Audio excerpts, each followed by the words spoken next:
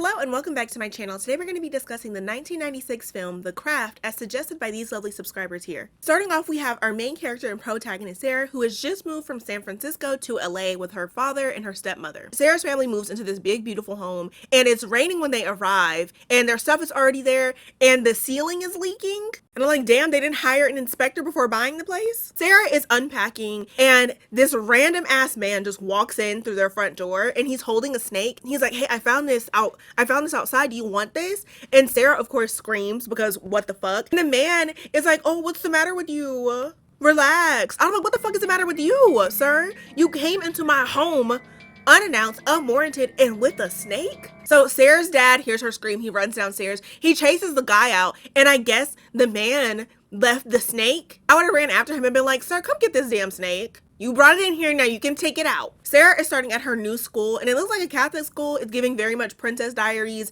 They have like little uniforms. There's a Jesus Cristo right at the front of the school, thorns and all. At school, we get to meet Rochelle, Nancy, and Bonnie. They're into witchcraft and they're looking for a fourth person to be able to, quote, call the corners. And so each witch represents a different direction, north, south, east, west side. We're in French class now where we meet Chris and his asshole friends. I call his friends assholes because they're making like little mean comments to our girl Sarah, who apparently speaks very good French. So Sarah is chilling in the back of class and she has this pencil and it's like making it move on its own. So Bonnie sees this, and when she has biology with Nancy and Rochelle, she tells them like, hey, we found our fourth, you know, referring to Sarah. And can you imagine you just so happen to be good at close-up magic and now you're being recruited into a coven? Sarah has the same biology class as Bonnie, Nancy, and Rochelle. So she goes up to them and asks if she could be in their group. And they literally look at her like she has 3 heads. I'm like, y'all are not acting like y'all want a fourth at all. And don't get me started on fucking Nancy, how she's looking at her. Of course, Sarah's like, what the fuck? And then goes sits on her own. So cut to lunch and Sarah is approached by Chris, and Chris is apologizing to Sarah for his friend's behavior in French class. And he's like, I'm sorry, my friends are assholes. And Sarah's like, birds of a feather, bitch. And I completely agree, because I'm not saying if you hang out with assholes, you're an asshole, but you definitely got a little bit, you got a little bit of an asshole in you. Chris clocks the shade and Sarah apologizes and she's basically saying she's on the defense because people have been rude to her so far. And we already know who she's talking about. And so Chris asks her like, who's been giving you trouble? And she's like, don't look. Immediately looks, it's those 3 girls over there. So Chris looks over and he's like, oh shit, it's the bitches of Eastwick. I know by Chris saying that it's derogatory in nature, but that name sounds like hard as fuck. I'm like, yeah, hell yeah, we're the bitches of Eastwick, don't fuck with us. Chris is advising Sarah not to speak with them or hang out with them, and he's like, that one's a slut, that one has scars all over her body, that one's black, and they're all witches. I'm kidding, he doesn't say that about Rochelle, but each girl has their own reason for being an outcast at their school, and that was Rochelle's main reason: racism. Honestly, I'm surprised Sarah didn't get the ick immediately, because that is a red flag right there, and he did not understand the assignment at all. If we're talking shit about other girlies, we're talking about their character, okay? We're not talking about, oh, one has had sex before and the other one literally has scars. What the fuck are we doing right now? I want to change my tone so quickly. I'm like, actually, all 3 of them sweethearts, all 3 of them, the whole lot of them sweethearts. And then Chris invites Sarah to watch him at football practice, not even like a game, but to watch him practice. Now, if he was like, you want to watch me practice grappling, I would have locked the fuck in for that. One of my homegirls was talking to this guy who grapples, and she invited me to one of his fights. I've been hooked ever since. Very intimate sport, very intimate. I was like, girl, he be wrapping his thighs around your face like that? Sarah is just outside the field and she's watching Chris practice for all of a moment before Bonnie, Nancy, and Rochelle approach her. And before I go any further in this scene, I want to point something out here. I couldn't help but notice a particular song playing during this scene. How Soon Is Now by The Smiths. I am a human and I need to be loved, just like everybody else, y'all. And I could not help but notice that this was also the theme song for Charmed. I would like my witches to come front and center. Is this y'all shit? Because I feel like that's not a coincidence. Is this your Copperhead Road? Is this your Boots on the Ground? Is this your Electric Slide? When this song comes on at the function, are y'all getting live and are y'all getting down? Curious minds want to know. It's just me. I just want to know. But like I said, Sarah gets approached by the bitches of Eastwick, and Rochelle is apologizing for Nancy, and she's like, oh, Nancy is sorry about biology. I'm like, can Nancy not speak for herself? Can Nancy not apologize? But nonetheless, Nancy invites Sarah to hang out with them. Sarah is hesitant, and Nancy is basically telling her that Chris is a jerk and that she knows from experience that he's an asshole. And so Sarah agrees to go hang out with them. And as they're hanging out, Nancy notices that Sarah has self-harm scars. Sarah kind of brushes over it. They don't really go into depth about what happened during that time in her life or what was going on. And so they go into this occult shop, and immediately they start stealing. And Bonnie is trying to get Sarah to steal, and Sarah's like, no, the fuck? And not only that, but I think Sarah is taken aback that the girls are into witchcraft. Stealing would have been enough for me to get the fuck out of there. We meet the store owner, Lario, who's aware that the girls are in there stealing, but she commends Sarah for actually purchasing her items. And Sarah is explaining that she doesn't know how any of this stuff works. And Lario tells her that she could be a natural witch. By the time the girls leave the store, night has fallen, and they are in a more active part of town. And so Sarah is like, I'm ready to go home. And Bonnie's like, keep your head up, look straight ahead, and keep up. And then walks off. And that for sure would have been my last time hanging out with them, because what kind of girlies are these? Sarah is new to town. They're in a sketchy ass part of the neighborhood. And Rochelle, Nancy, and Bonnie dead ass leave Sarah behind. Me and mines, we would have been linked up like we were gonna go see the fucking wizard. Something of sorts. We would have been holding on to each other in a situation like that. And then, sure enough, Sarah gets approached by the guy that was in her house the other day with the snake. And he's chasing her down. He's like, I had a dream that you died. Wait. And he's like trying to catch her. And I don't know if there's some mental health shit going on, or maybe he was trying to warn her, which I have a theory about that later. Sarah runs across the street. Snake dude is following behind her. They turn around, they're all staring at the dude. Sarah is staring at the dude, and then he gets hit by a car. Bonnie runs and grabs Sarah, and then they skedaddle away from the scene. They're running, and then they stop at like, I don't know if that's like their little hangout. They hang out there regularly. There's like little abandoned couches out there. It seems like a cute little vibe. And the girls are like, oh my God, we totally did that. Like, we did that with our minds, our powers. Sarah is our fourth. And I'm like, okay. I'm like, dude kind of ran out in the middle of the street, no crosswalk, no nothing, and he got hit by a car. And they think that they did that. It's ambitious. It's ambitious. I'll give them that. And so Rochelle, it's like, oh my gosh, maybe he'll listen now. And Sarah's like, who? Sarah finds out that they praise this deity or this entity known as Manon, which is that how you pronounce it, bro? Nancy explains it as, if God and devil were playing on a football field, the football field itself will be Manon. So they're all questioning Sarah, and they're like, does stuff like this happen to you often, where, you know, you make shit happen with your mind? And she's like, yeah, it happens all the time. And Bonnie's like, oh, she might be a natural witch. And this whole discussion of a natural witch, they're talking about witchery, talking about magic and shit, like it's a BBL or something. So Nancy is asking Sarah, like, okay, cool. You do little magic here and there, but have you ever invoked the spirit? And she's like, that's when you take Manon in. And I'm like, take him in how? What is this? And clearly Sarah is freaked the fuck out too, because she gets out of there. And so the following night, Sarah goes out with Chris, and the conversation that they're having is dense as fuck. He's just such a fuckboy. He was like talking shit about another girl. I'm like, Sarah, please lock in. That is not a dude you want to be kicking it with. And Chris does this awkward like segue into wanting to kiss her. And he asks, like, he was like, is it okay if I kiss you? Which I was like, okay, he might have some redeeming qualities. He was like, can I? Like, is this cool? And she's like, yeah, sure. And then they kiss. Here goes Chris ruining what was a decent moment. And it's like, oh, let's go back to my place. Nobody's home. And Sarah's like, nah, I'm good. Like, I'm ready to go home. And one thing about Sarah is that she gonna talk shit on her boundaries. Whenever Bonnie was trying to get her to steal in the occult store, she said no. She's telling Chris no now. And I fucks with that. She's not worried about looking uncool or whatever. She's like, no, bitch, you've made me uncomfortable, and I'm gonna speak on that. And when Sarah tells Chris no, the vibe changes immediately. He's very clearly upset. Sarah asks, like, are you mad at me? And he's like, no, it's okay. And I'm like, yeah, bitch, I know it's okay. What? But no, Sarah apologizes, and she has nothing to apologize for. It was y'all's first outing, and you thought that that's how it was gonna fucking go? And even if it was their 100th outing, he shouldn't have been pressed. But especially the first outing, you most certainly had no room to be pressed. So the next day, Sarah's in bio, and she gets approached by Nancy and Bonnie, and they're asking her, like, oh, how did your date go with Chris last night? Mind you, she didn't tell them shit about going out with Chris last night, so how the fuck do they know? Sarah was like, what are y'all talking about? And then we find out that bitch ass Chris lied to the whole school and said that they hooked up. And not only that, Sarah was the lousiest lay he's ever had.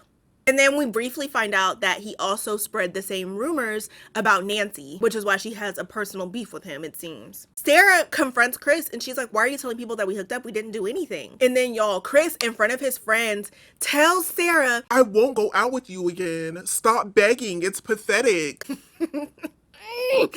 Ooh, I would have wanted to crash out so bad, but she can't even crash out on him because then everyone's gonna say that she has bad punani and she's crazy. And with Ski playing characters like this, how the fuck was he a fucking heartthrob? Every other movie I see this man in, he's on some bullshit. And don't let Neve Campbell be in there. He's especially gonna be on his demon time. Did y'all see he's gonna be in FNAF 2 with Matthew Lillard? So back to the bitches of Eastwick, we kind of see what they struggle with on a daily basis. First, we have Rochelle, who is on the school's diving team, and she is being taunted and bullied by Laura Lizzie, who is a racist ass bitch. There's no other way to put it. She be slurring Rochelle down, calling her hair nappy and shit, just doing too fucking much. And oh my gosh, I feel for Rochelle. Rochelle seems to be the only black girl in the school, and not only that, the only black girl in her friend group. And it's sad because it's like she doesn't have a community within her peers that she can have discussions about this type of shit with. And there's no possible way for her friends to truly understand what it is that she's experiencing in those moments. So cut to Bonnie. Bonnie is at the doctor and she's doing this experimental clinical trial to help reduce the scars on her skin. And I'm gonna be honest, this procedure looks fucking awful. Oh my god. It's like a needle and it's like jabbing her scars over and over. And we do notice that Bonnie's character dresses very modestly. She's very quiet, like she doesn't want to be seen or heard. It's honestly really sad. I feel for her. So then cut to Nancy. Nancy's home life is chaotic as fuck. And she's getting home late, and I can only assume it's to avoid her mom and her mom's boyfriend, Ray. We see that money seems to be an issue for them.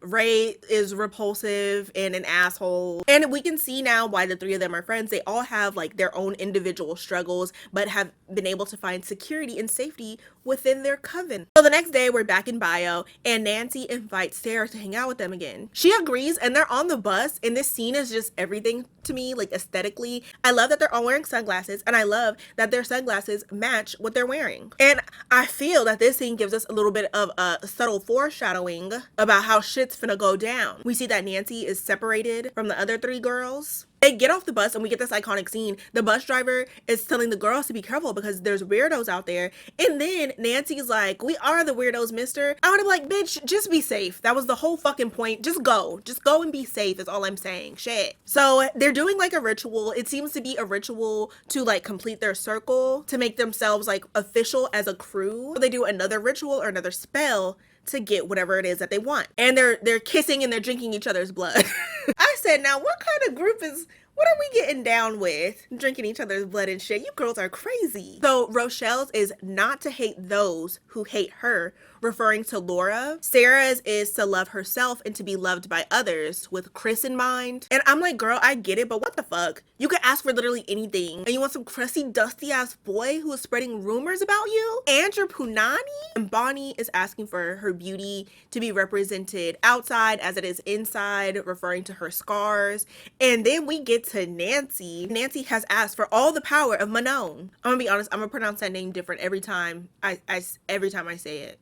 Because the way that it's spelled in the subtitles and the way that they're pronouncing it is fucking with my brain. And suddenly, the group is surrounded by butterflies and they're excited. They're like, oh my god, he hears us, we did it. The next day, Sarah's spell is already working. That's that natural witch shit right there. So first it starts off in French class. He cannot stop staring at her, but she has him holding her purse, her books, Bonnie's books. And I said, okay, she might have ate with this spell. Chris's friends are looking at him and they're like, what the fuck? And he's like a fucking zombie. Like he's lost in Sarah's sauce. The girls are hanging out at Bonnie's. Sarah introduces them to this little game. And I remember this game. It's called Light as a Feather, Stiff as a Board. So here's what you do. It's a group of people, right? You get your middle and your index finger.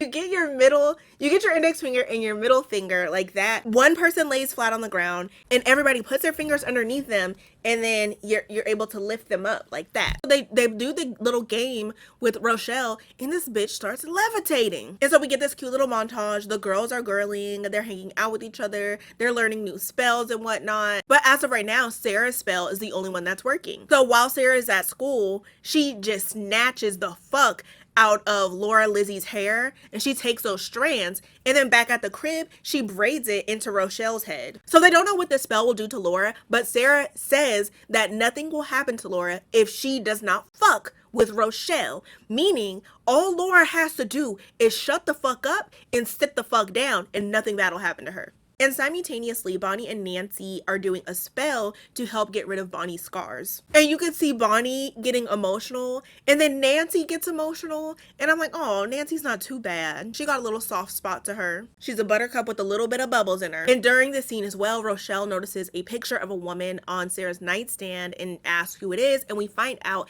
that it is Sarah's biological mother who died during childbirth, giving birth to Sarah. So the following day, Rochelle is at diving practice, and of course, Laura Loudmouth Lizzie got some shit to say to Rochelle. And as soon as Laura takes off her swimming cap, her hair comes off with it. So it seems that her spell is working. So cut to Bonnie's clinical trial, and her skin has made a full recovery. She goes into class that same day.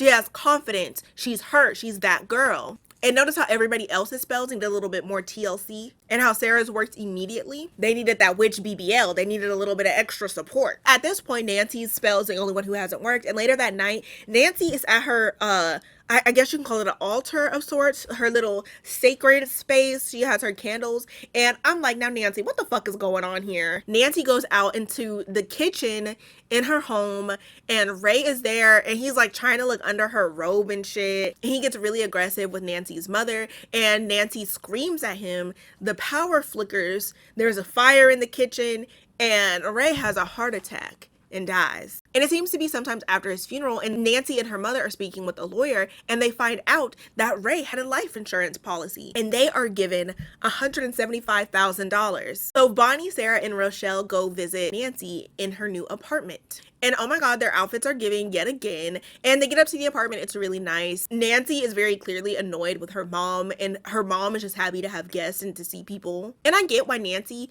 would have resentment towards her mom, because she had her living in that space with that man who was very clearly ugh. But other than that, her mom seems like a real vibe. She has her little jukebox, and it has Connie Francis. And I know what you're thinking. Who's Connie Francis? Y'all know the song that's like currently trending right now? It's like the pretty little baby.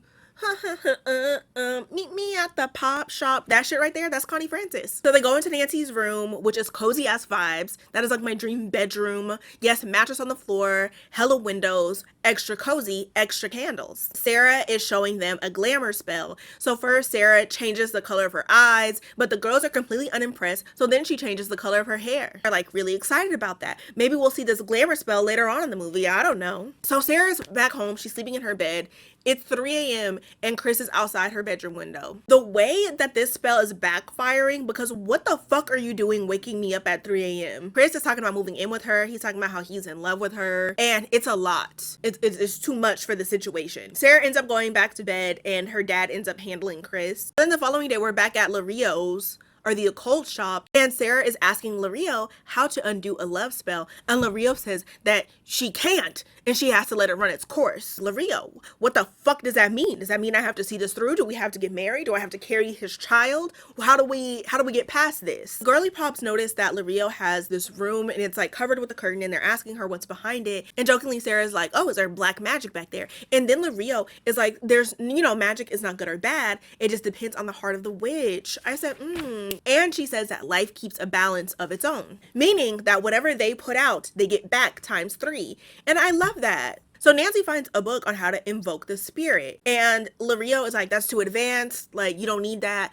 And she sells the book to Nancy anyways. And I'm like, Lario, if you don't kick them girls out of there. So the girls go to the beach to invoke the spirit, and they all have like little animals. Rochelle has a Nemo, Bonnie has a butterfly, Sarah has a bird, and Nancy has a snake. And of course she would have a snake. And it's no shade to snakes, but it's also a snake. They're getting settled down on the beach. They have their little fire going. Sarah is confiding in Nancy, and Sarah is talking about how she was seeing some very vivid hallucinations of snakes and bugs before she harmed herself. And I guess Nancy's offended because she brought a snake, and she's like, you need to put respect on snakes, and they're very powerful creatures. And I'm like, she didn't even say anything negative. She was just talking about her experience. What? She wasn't like, God, I fucking hate fucking snakes, fucking stupid ass, slithering ass, snakey snake ass snake bitches. Like, she wasn't even doing the most. She was just like, yeah, I seen snakes and bugs when I was hallucinating. And here goes Nancy doing the most when Sarah is talking about a very vulnerable moment in her life. The girly pops are invoking the spirit, and it's a lot going on. There's thunder, there's lightning, there's wind, and they're calling to the corners. Like I said, each witch represents a direction: north, south, east, west. Nancy is telling Manon to feel her. Lightning strikes, and all their animals explode, or at least the containers for the animals explode. I don't know if the animals themselves explode. So the next morning, Bonnie, Sarah, and Rochelle look out into the sea, and y'all will not guess who's walking on water. I'll give you a hint. It's not Jesus, and it's not Chris Angel. Girl, it's Nancy. Clearly, Manon has filled her, and she now has the power. So the girls are very clearly shook, and there are a bunch of sharks that have washed up onto the shore. Nancy is like, oh my gosh, these are my gifts. And she's talking real... She's doing a lot right now. And it looks like we have another foreshadowing moment here. And we have Sarah, who's kind of off to the side. So they're driving, and Sarah is basically expressing her concern about how far they've gone. She's very concerned about Chris and how that has progressed. She's talking about how Bonnie used to be so sweet, and now she's a narcissist. And I feel like in Bonnie's defense, she spent, there's no telling how long, it seems like a great deal of time being very reserved and very shy and very insecure. And now that she has confidence, and I don't want to judge her too hard on, exerting that confidence. Ultimately, Sarah is just worried about the karma that they're going to receive. Nancy does not care in the slightest, and so Sarah is trying to get Rochelle and Bonnie involved in the conversation, and she's like, well, what do y'all think? And Nancy's like, they don't think. Stop trying to win them over. They're not going to listen to you. And the vibes are really weird because Bonnie and Rochelle have turned into something else. They haven't turned into something else. They just seem like NPCs. For example, Sarah and Nancy are having a very tense conversation in the front seat, and they're in the back seat giggling and shit. At one point, Nancy drives through a red light on purpose, and there's cars everywhere. They nearly get into an accident, and Rochelle and Bonnie are in the backseat laughing. They're kind of giving Nancy's sidekick. They seem to already be giving that before they got their powers, but especially now they seem to be Nancy's sidekicks. The next day at school, Rochelle is in the locker room, and she sees that Laura Lizzie is crashing out over her male pattern baldness. And tell me why Laura looks Rochelle dead in her face and is like, what did I do to deserve this? And I'm like, nothing comes to mind. You haven't been a racist piece of shit to anybody at all? Nobody you can think of that you've wronged at all in the past week? So Rochelle is not happy when she sees Laura Lizzie, but she looks kind of shocked, and she's backing away, and we see Rochelle's reflection is completely wrong. So cut to Sarah, and she is having a phone conversation with Chris, and she's reluctant but ultimately agrees to hang out with him. Sarah and Chris are talking. They're having a parked car conversation, and Sarah is confiding in Chris about the girl. And she doesn't go into detail. She's not like, yeah, we're all witches. They have witch BBL. I'm a natural witch though. She doesn't go into detail. She's just giving the gist. She's basically explaining how the girls turned on her as soon as they had a disagreement. Chris is being super agreeable. Oh my gosh, I understand. And he was like, it's so funny. I feel like we're the same person. Sarah is not feeling the conversation, and she's trying to get Chris to snap out of it. And Chris is trying to give her a back massage, and she tells him no, but he keeps trying. So she gets out of the car and she's like, I'm just gonna leave. And then he tries to attack her, but luckily Sarah is able to get away, and she runs through the woods all the way to Rochelle's house. Rochelle welcomes her in. At some point, all the girls get there, and Sarah is basically telling them everything that happened with Chris. Nancy is especially pissed. She's like, we don't ride at dawn. We ride right the fuck now. And she finds out that Chris is at a party, and so she goes to said party. Of course, Sarah is telling her not to go, but she leaves without them, and she gets to this party. Chris sees Nancy and is asking where Sarah is. Chris is drunk, and Nancy is flirting with him, and we find out that they hooked hooked up. And it's not implied that they hooked up one time, but they've hooked up multiple times. Seems like they had a fling of sorts. Of course, Chris is still obsessed with Sarah, and so he pushes Nancy off, and then Nancy does a little glamour spell and becomes Sarah. Rochelle, Sarah, and Bonnie pull up to the party. Rochelle gets stopped by Laura Lizzie, and Laura's like, how's it going? Can we talk? And it seems that Laura is humbled during their conversation. Like, it doesn't look like any of the conversations that they've had before, but we still don't get an apology. I would have loved to have seen that. So Sarah goes upstairs, looks on the bed, and sees Sarah herself making out with Chris. Then Nancy reveals her true self. Chris, of course, is freaked the fuck out, and Chris is like, oh my god, you're a witch. And Nancy's like, yeah, and so is Sarah. And the only reason that you like her is because you're under a spell. And Chris is like, that's not true. You're just jealous. And Nancy loses it. She's like, jealous? She starts levitating. She's calling him all sorts of whores. She's like, you treat women like whores, but you're the whore, which is ironic because his last name is Hooker. And for a moment, Chris looks remorseful and he says that he's sorry. And Nancy is like, all is forgiven. It's all good. They have like a heart to heart. They talk it out. I'm fucking with you. She telepathically pushes him out the window and Chris dies. And so the next day, Sarah is really broken up about the whole Chris situation. She feels responsible and she's confiding in her father, and she was saying that he had good in him. I agreed to that to an extent. The spell definitely had him acting way out of fucking character, but if you look at his character before the spell, he was still a piece of shit, but he wasn't the worst kind of piece of shit. You know what I mean? He definitely deserved some sort of karma, but I wouldn't say he deserved to die. That being said, Sarah does a binding spell on Nancy. I bind you, Nancy, from doing harm against other people and harm against yourself. And when I tell you I quote this often, that same night, Sarah has a nightmare, and it's Bonnie, Nancy, and Rochelle, and they fly into her room and start strangling her. And then she wakes up and it was just a nightmare. At school the next day, Sarah is obviously overwhelmed. Everybody's staring at her because of everything that went down with Chris. And Sarah is freaking out. She runs into a bathroom stall. She locks the bathroom stall, and then somebody's telepathically unlock the door and open it. And of course, it's Bonnie, Rochelle, and Nancy. The girls are basically grilling Sarah because the cops went to their place questioning them. And Nancy's like, oh, you're trying to leave the circle. Sarah's like, I didn't say that shit. And Nancy says that she can hear her thoughts, or implies that she can hear Sarah's thoughts. Nancy is like, oh, you can leave. We don't need you anymore. The girls basically threaten her. They're like, if you leave, you're gonna have to leave this school. You're gonna have to leave this state. You're gonna have to leave this planet. You're gonna have to leave. And this is exactly why I hate joining pre-established groups. Like, they literally band together against her. Now, if they all started off as a group, I'm sure that there would be some form of a divide, but there's no divide at all. They're all team Nancy, and they all want to kill Sarah. And then Nancy calls Sarah out for trying to do a binding spell on her, which I'm like, oh, that's awkward. Sarah goes to Lario and she's asking for help. The girls I hang out with are on some other shit and I don't know what to do. Lario takes Sarah to the mysterious back room, and Lario is like, your mom was a witch. You hear her voice sometimes. She's telling you to be strong, and tell Sarah that she needs to invoke the spirit. It is the only way for Sarah to be able to get out of the current situation that she's in. But Sarah is hesitant because she's like, oh my gosh, no, invoking the spirit made Nancy crazy. And Lario said, Nancy Ben had that dark shit in her. That was Nancy on her own. She was like, you'll use your shit for good. This is the only way. So then they start calling the corners, and then the shop explodes, but it doesn't actually explode. I don't know if it's one of those glamour shits that they were doing before, but it didn't actually explode, and Sarah freaks out until she runs home. Sarah gets home. There's nobody there. She's calling out for her dad. She's calling out for her stepmom. Nobody's there. The phone starts ringing. Sarah picks it up, and it's Nancy. Nancy tells Sarah that her family basically went back to San Francisco because they thought she ran away from home. Nancy is like, oh, there's been an accident. Turn on the news. Sarah turns on the news, and the plane that her father and stepmother were supposed to be on has crashed. Sarah runs outside. She's running through the house, and there are snakes and bugs everywhere, like in an absurd amount. I feel like even an exterminator would be overwhelmed with the amount of critters and creepy crawlies in this home. And it seems to be similar to the hallucination she described right before she tried to harm herself. Like, oh, why did you tell Nancy of all people? And it's sad because these bitch ass bitches, the bitches of fucking Eastwick, kind of gave her this false sense of security that they were a sisterhood and that they were a coven and that they were all best friends and shit.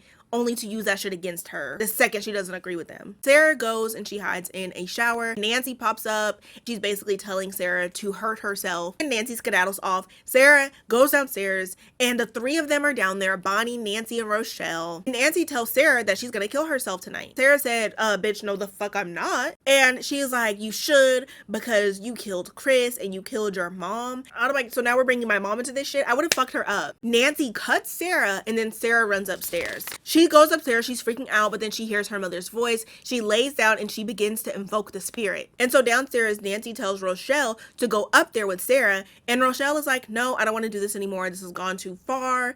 And then Nancy threatens Rochelle with a knife, and I'm like, what the fuck did y'all expect? Of course she was gonna turn on y'all at some point the second y'all didn't agree with her. So Bonnie and Rochelle run upstairs. Sarah hears them coming up the stairs, and she whips out a quick little spell. Basically, when they pass a mirror, they see everything that they've dished out times 3. Rochelle now has male pattern baldness, and now Bonnie has even more scars than before, but of course it's just the glamour, like it's not real, that it's just what they're seeing in the reflection. The girls get a look at that and they say, fuck that shit. Okay, I didn't come this far to go back. I'm getting out of here. And so they run out the house. Nancy goes upstairs to go find Sarah. So Nancy is upstairs, and we see that Sarah is hiding in a mirror's reflection. So she pops out, scares the fuck out of Nancy, and Nancy is like, oh my gosh, I thought you would be up here, you know, dead. And Sarah's like, no, Manon saved me and told me to tell you that you got him fucked up, and that you abused the power that he gave you. And it seems that Sarah has successfully invoked the spirit. And Nancy is like covered in bugs. Her fingers turn into snake fingers, and there's snakes coming out of her hair. Nancy apologizes, and she's like, I'm sorry. And then she's like, okay, I'm gonna go now. I was like, oh bitch, you literally tried to kill her and you're just gonna try to leave? And so Sarah is like, before you go, and proceeds to start the binding spell. And this scene is giving very much swiper no swiping. Nancy keeps trying to interrupt her. Nancy tries to attack her. She like catches some wind,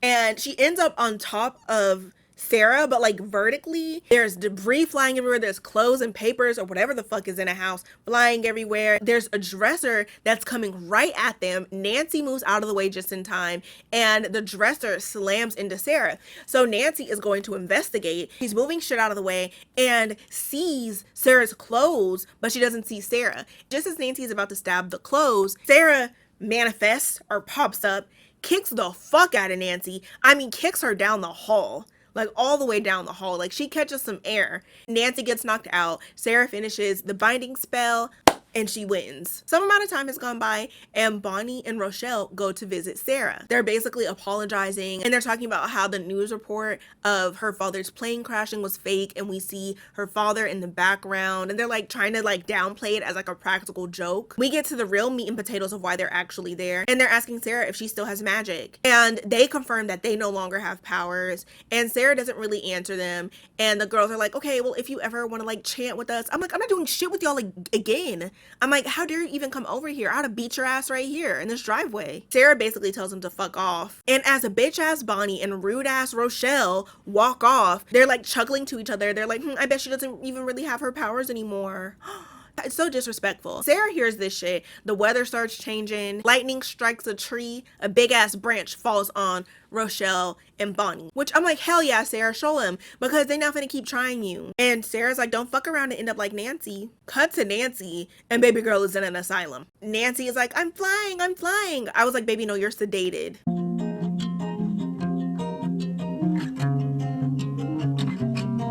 So I'm feeling like when Sarah first met Nancy and the girls, I feel like Nancy did not fuck with Sarah because she wasn't giving struggle butter enough. She wasn't giving outcast enough, because Sarah seemed like the type of girl that would thrive in their school setting. She also seemed to come for money too. The house that her family moved in was bomb as fuck. I think that Nancy didn't really like Sarah because of that. And I'm not sure if it's giving Misery Loves Company, or maybe Nancy had experienced girls like Sarah and assumed the worst when she met her. I don't know. And I want to talk about dude with the snake. I feel like dude with the snake was like a part of the shit that they were a part of. Whenever he was chasing after Sarah in the street, he was like, I know him. And he's like, I had a dream and you were dead. And I think he was trying to warn her about Nancy and the girls. And when he was saying him, I know him, I feel like he was talking about Manon. In hindsight, I feel like he sounded a bit like Nancy when Nancy was in the asylum. What I really, really wanted was a little bit more lore, a little bit more background on Nancy and Chris's relationship. It's very clear that Chris was a sore spot for Nancy.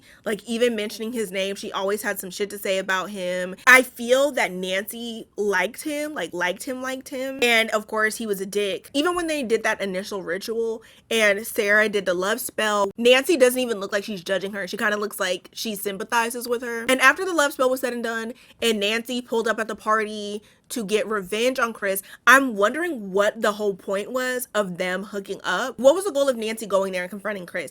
And it was just how she confronted Chris that was confusing for me. If Sarah didn't pop in on them, how far would it have gone? Because I feel like there's so many other things that she could have done as revenge that didn't involve hooking up. She could have been threw him out the window, telepathically of course, but what was all of that foreplay and extra shenanigans about? But yes, that's all that I have for you today. Thank you so much for joining me. I hope you have a wonderful day. I hope you have a wonderful afternoon, and I hope you don't start at a new school and get recruited by witches. And if you do, I hope they really fuck with you and I hope they care about you. Okay, bye. We said peace to each other, goodbye, said my lover. When I need something subtle, I'll come back running. Saying peace to each other, goodbye, said my lover. When I need something subtle, I'll come back running. Red flags on red flags, can't think about that shit no more. Leave it where you going, girl, it's over when you close the door.